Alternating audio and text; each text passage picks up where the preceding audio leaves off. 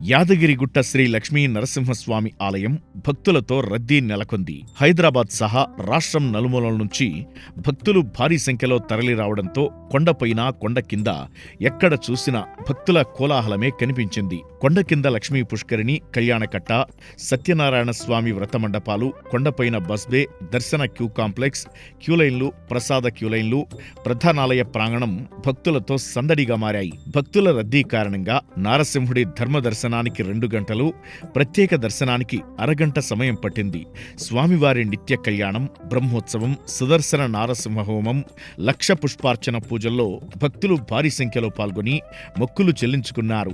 యాదగిరిగుట్ట ఆలయానికి 45,08,650 రూపాయల ఆదాయం వచ్చినట్లు ఆలయ ఈవో భాస్కర్ రావు తెలిపారు. ఆదాయంలో అత్యధికంగా ప్రసాద విక్రయం ద్వారా 17,71,940, కొండపైకి వాహనాల ప్రవేశంతో 7 లక్షల ఆదాయం వచ్చిందన్నారు.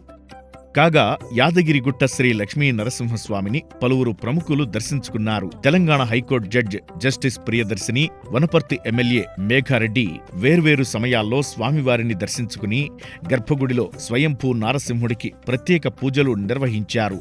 అనంతరం ప్రధానాలయ ముఖమండపంలో అష్టోత్తర పూజలు జరిపించారు.